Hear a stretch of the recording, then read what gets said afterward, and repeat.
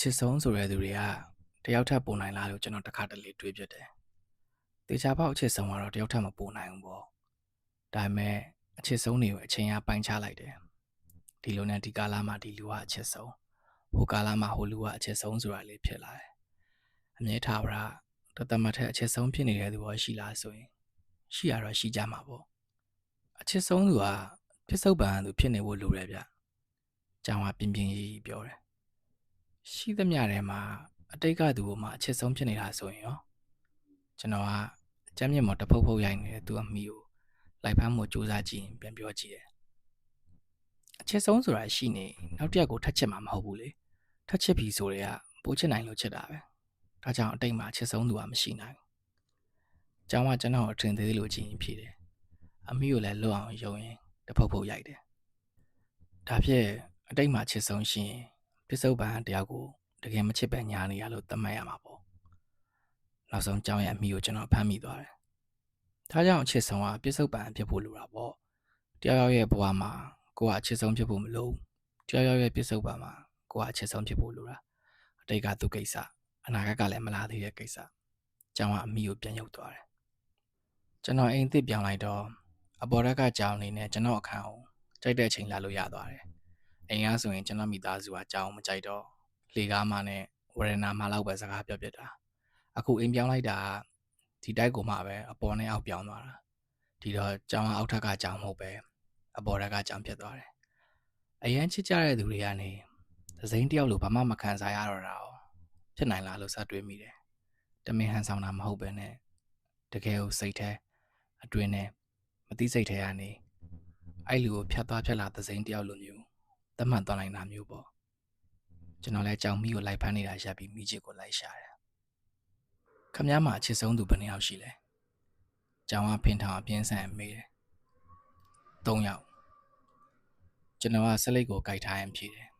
မိချစ်ကိုရှာမတွေ့သေးဘူး3ယောက်လုံးသူ့အချိန်နဲ့သူတော့အချစ်ဆုံးဖြစ်ခဲ့တာပဲတယောက်ချင်းစီရှိခဲ့တဲ့အချိန်ကိုပြန်စဉ်းစားကြည့်အဲ့ချိန်ကသူကိုပဲအဲ့ချိန်မှာအချစ်ဆုံးပဲမိချစ်ကိုကျွန်တော်ရှာမတွေ့သေးဘူးသူတို့ထဲကတယောက်နဲ့ပဲတဘဝလုံးကုံဆုံးသွားခွင့်ရမယ်ဆိုရင်ဘယ်သူ့ရွေးချင်လဲကျောင်းကဒီတစ်ခါတော့စိတ်ပါလက်ပါမေးတယ်စိတ်ပါလက်ပါဆိုတာသူ့ရဲ့လက်ကိုစိတ်မြင်တပြေထိုင်ရနေရနေခဏရက်ပြီးတော့အလေးနံမေးတာဘယ်သူမှမရွေးဘူးတယောက်ချင်းစီနဲ့အကောင်းဆုံးအလှဆုံးအမတ်တရားတွေအချိန်တွေရှိခဲ့ပြီဒါတွေကပြီးဆုံးသွားပြီပြောရရင်တကားရဲနဲ့ပဲပြီးတဲ့အရန်ကောင်းတဲ့ရုပ်ရှင်ကားလိုပဲနောက်ဆက်မထွက်တဲ့တော့သူတို့တယောက်ချင်းစီရှိခဲ့တဲ့အချိန်ပိုင်းခြားတစ်ခုချင်းစီကိုဇလန်တပုတ်ရုပ်ရှင်တကားလိုတင်ထားလိုက်တယ်ဘဲအချင်းပြန်စဉ်းစားစားအကောင်းဆုံးတွေပဲရှိခဲ့တယ်နောက်ပြီး closure ရခဲ့တယ်ပေါ့ပြောရရင်တိကျတဲ့ဇာတ်သိမ်းရှိပြီးအဆုံးသတ်ခဲ့တာဒါကြောင့်ဆက်ရိုက်ဖို့မလိုအချစ်တွေတန်ရောစင်တွေကိုခဏမိမ့်ချလိုက်ပြီးတန်ရောစင်တွေနဲ့တင်ထားပြီးသားဇလန်ပဲလေclosure မြန်စမသိမ်းဘူးပေါ့ဒါပေါ့အဲ့ကြတစ်ဖက်သက်ကြီးပဲဖြစ်ဖြစ်ခုလူကြီးဖြစ်နေမှာလမ်းခွဲရမှာဆိုလဲတိတိကျကျအဆုံးသတ်တဲ့ဇာတ်သိမ်းဖြစ်ဖို့လိုတယ်လေနာကြီးစရာတွေရှိရင်လဲကြည်လဲသွားဖို့လိုတယ်ဒီတိုင်းတစ်ဖက်သက်ပြဆွဲသွားတာဆိုလဲတစ်ဖက်ကဘာဖြစ်သွားတာလဲကိုယ့်ဘက်ကဘာမှားသွားတာလဲဘာဆက်ဖြစ်မှာလဲပြန်တွေးကြမှာလားစောင့်နေရမှာလားဘာလားညာလားဆိုပြီးတော့မတင်မကြိုက်နဲ့ closure များပဲကြံခဲ့ဘယ်လိုလုပ် move on နိုင်မှာလဲနောက်ဆုံးကျွန်တော်မိချစ်ကိုရှာတွေ့သွားတယ်မိချစ်ကမီးမတောက်စိတ်ပြက်နဲ့ပြန်ချပြီးမိဘကန်ထဲမှာနောက်တစ်လုံးထပ်ရှာတယ်ပြန်ထွက်လာတော့ကျွန်တော်ဝရဏဘောင်မှာတက်ထိုင်နေတယ်ထုံးစံတိုင်းသူ့အမိတွဲလောက်အခက်ပြေရန်နေတယ်ဒီနေရာကနေသူဖြတ်နေကြပေါ့ကျွန်တော်ဆက်လက်မိညင်ဟိုဘက်ကလန်ပလက်ဖောင်းလက်ညှိုးထိုးပြလိုက်တယ်သူကဒီရှေ့ကဖြတ်နေကြတခါတလေငါနဲ့တခါတလေသူတယောက်ထဲလာလဲဒီရှေ့ရောက်ပြီဆိုရင်အဲဒီတော့ငါနေရတဲ့အပေါ်ရက်ဝရဏကိုသူလှမ်းကြည့်တယ်ငါ့ကိုတွေ့တယ်ဆိုလက်လန်းပြတယ်နှစ်ယောက်အတူလာလဲ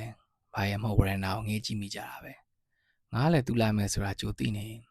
သူ့ဝရဏကနေထွက်ကြိုနေကြအဲဒီတော့အရန်ပြောကြမှာပေါ့ကျောင်းကသူ့လက်တွေကိုခောက်ထားပြီးပုံမုံကြီးထိုင်နေတယ်ပြောနေပုံကလည်းလေးလေးပင်ပင်ပြောတာပေါ့ငါသူ့ကိုတွေ့ပြီဆိုရင်ကလေးပေါက်စားလေးလိုပဲလွတ်လပ်စားလုပ်တဲ့အကုန်ရက် ပြေးသွားလို့ရရင်ပြေးသွားမဟုတ်ပဲစောင့်နေရတာဆိုရင်လေကလေးတွေချီခိုင်းသလိုလက်နှစ်ဖက်ကိုရှေ့ထုတ်ခုံစားလုပ်ပြီးတော့သူလာတဲ့အထိစောင့်တာတွေ့ရနဲ့ပြေးဖတ်တာပဲသူ့အတန်သူ့နာမည်ကြားလိုက်ရုံနဲ့ရင်ထဲမှာအေးပြီးပြောလာတာမျိုးသူ့ကိုမြင်လိုက်ရင်လေအကြာကြီးမီးပြတ်နေရတာနေပြီးတော့မီးပြန်လာသလိုခံစားချက်ကြီးกว่าသိလားညှော်လင်းချက်တွေပျော်ရွှင်မှုတွေအနာဂတ်တွေစုပြုံပြီးတော့မီးရှူမီးပန်းလို့ပေါက်ထွက်လာကြသလိုခံစားချက်မျိုးအော်အဲ့လောက်တောင်ချစ်တာလားကြောင်တန်လောင်တောင်တောင်တန်ပေါက်တယ်လို့ကျွန်တော်ထင်တယ်ချစ်ခဲ့တာပေါ့အရန်ချစ်ခဲ့တဲ့လူတွေသစိမ်းတယောက်လိုဖြစ်သွားကြတဲ့အပေါ်နားလေရခက်နေတော့မယ်နားလေသည်ဖြစ်စေမလဲသည်ဖြစ်စေဖြစ်တော့ဖြစ်သွားကြတာပါပဲကျွန်တော်စလိန်နောက်တစ်လိုက်ကိုမိထက်ညှိတယ်အချိန်တွေနဲ့ဆိုင်မှထင်တယ်ကြောင်ကထောက်ပြတယ်အချိန်တွေရဲ့အဖြစ်ပြက်တွေရဲ့ပေါ့လွမ်းစရာတွေဘယ်လောက်ရှိလဲနာစရာတွေဘယ်လောက်ဖြစ်ခဲ့လဲဆိုတဲ့အပေါ်မှာလည်းပါမှာပေါ့စလိန်ငွေတွေကိုကြောင်မျက်နှာတက်တဲ့ကိုစားနောက်ပြီးမှုတ်ထုတ်လိုက်တော့ကြောင်ကစိတ်ဆိုးပြီးဝဲနာပေါင်းတစ်ဖက်ဆောင်ထထွက်သွားတယ်စိတ်ချင်းဝေးသွားကြတာပါပဲတယောက်ရဲ့တနေ့တာမှာဘာတွေဖြစ်လဲဆိုတာမသိကြတော့တဲ့အထိကိုယ့်ရဲ့တနေ့တာကိုမပြောပြကြတော့တဲ့အထိအချိန်တွေအတူမကုံဆုံးကြတော့တဲ့အထိစိတ်ချင်းဝေးသွားကြတာပါပဲ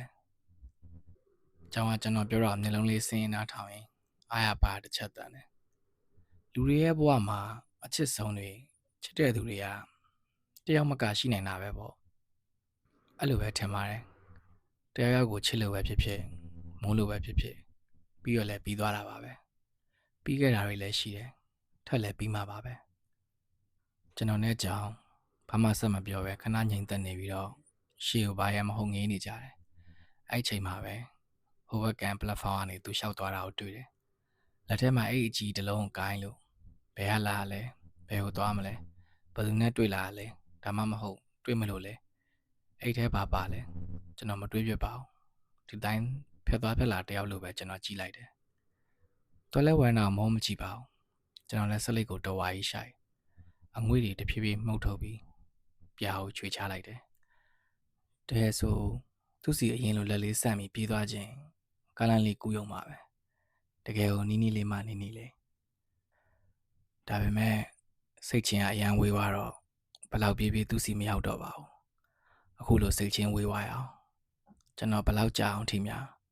ဘယ်လောက်ဝေးထီအောင်များပြေးထားခဲ့ရလဲဆိုတာကိုလည်း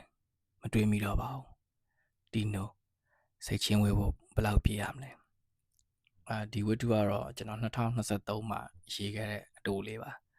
စောက်ထဲတော့မပါသေးပါဘူးchannel လေးကို subscribe လုပ်ရသေးဘူးဆိုလို့ရှိရင်လည်းလုပ်ပေးကြပါအောင် like တို့ comment တို့လည်းပေးခြင်းပေးလို့ရပါတယ်လို့ကျေးဇူးတင်ပါတယ်ခင်ဗျာ